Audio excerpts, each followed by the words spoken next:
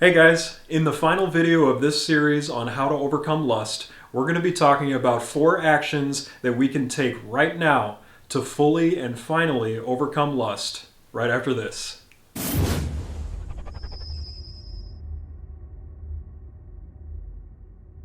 Hey guys, Colin here, and this is Guys with Grit, the faith-based channel dedicated to empowering men to live their lives with integrity.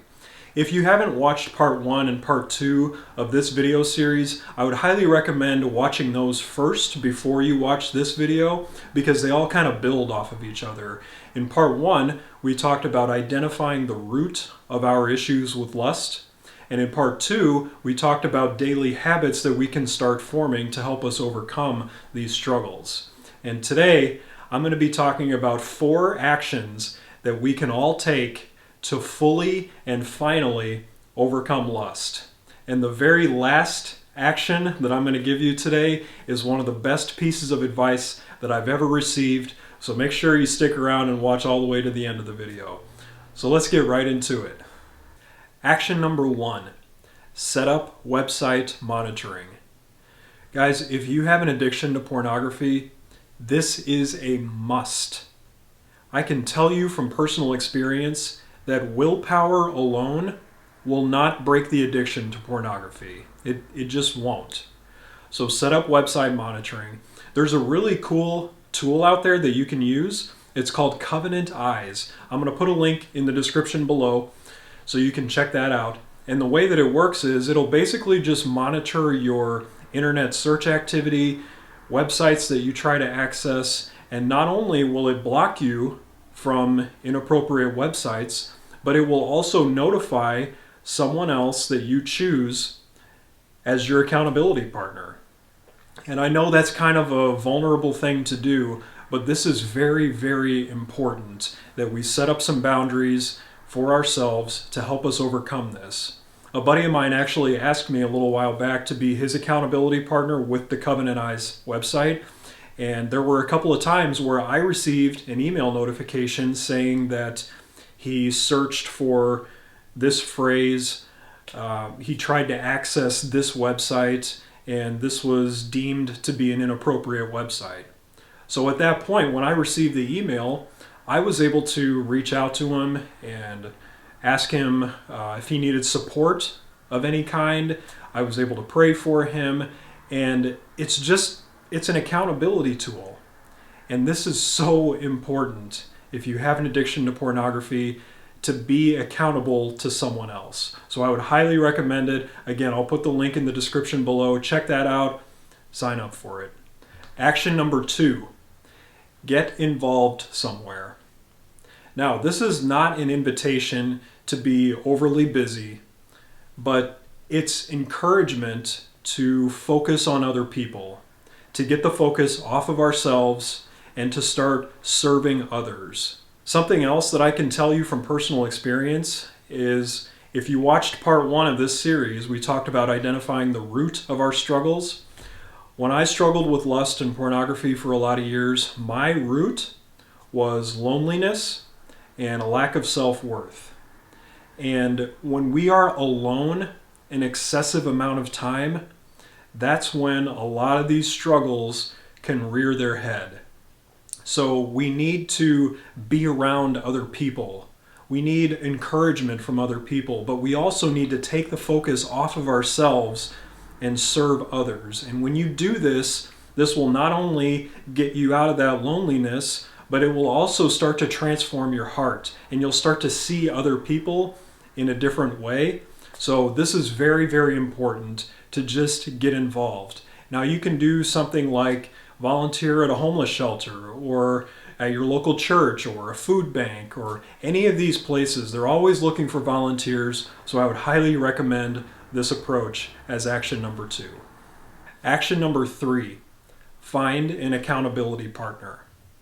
Now we already talked about this with action number 1 a little bit, and this will work for some people and it might not work for others. I definitely understand that, but having an accountability partner just to walk through these struggles with is very, very powerful. So what I would recommend is finding someone that you trust, finding someone that will honor your confidentiality, and find someone that will just help you grow as a person. So reach out to someone, and I stated this in one of my other videos, is that this can be a very scary thing to ask someone to be. It can be a scary thing to say, I have a problem and I need someone to walk through this with me.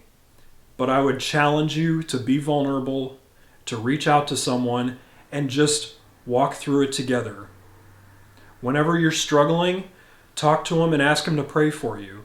Just say, hey man, can we go grab a beer and talk? Hey, could you pray for me? Hey, I'm really struggling with this right now and I just need someone else to know about it and I need some encouragement right in this moment. So action number 3, would highly recommend finding an accountability partner. Action number 4. This is single-handedly one of the best pieces of advice that I have received for overcoming struggles with lust. You ready for it? Number 4, bounce your eyes. That's all there is to it. Bounce your eyes. Now, what do I mean by that? If you see an attractive woman, here's what you do. You see an attractive woman, you go like this. That's it. Now, I'm not trying to pander to you guys, and I'm not trying to be overly simplistic here, but that is such a powerful thing that we can do for several different reasons. When you see an attractive woman and you bounce your eyes, A, you're respecting that woman. B, you're not allowing yourself to start spiraling down this lust loop, if you want to call it that. Because when you see an attractive woman and you stare, that's when it gets up here. And when it gets up here, that's when we start lusting and imagining things that we shouldn't imagine. And then there's this sexual desire that starts building up in us. And then, what do? Turn to pornography. And the other part of this is something I would call cleanse your lens. We all see other people through a particular type of lens that we have. And our lens is formulated from our years of experience, triumphs, tragedies, things people have said to us, things people have tried to ingrain into our heads, our own experiences, our own failures, our own successes. So there's a lot of stuff that our lenses are formulated from. And I know, again, from personal experience as a guy, that if your lens is smudged and fogged up, when you look at an attractive woman, you're not seeing her clearly. You're seeing the outline of a person. You can tell that it's an attractive person, but that person doesn't have a face. That person doesn't have a name. You can't see that person's eyes. You can't see their heart. All you see is the outline of someone that's there. All you can see is a figure, if you know what I mean by that. So what we need to do is we need to cleanse our lens. And when we start seeing other people clearly, we start to see them as people who are loved by God. We start to see them as people who are cherished, as people who experience some of the same difficulties and struggles that we do in life. We start to see them as a person and not as an object, not as a transaction, and not as someone that is simply there to satisfy our own sexual desires.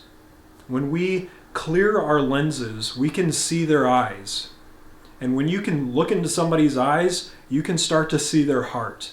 And then we learn how to serve others, how to love others, and how to respect others. So bounce your eyes, cleanse your lens. Okay, so I just want to leave you guys with one other thing.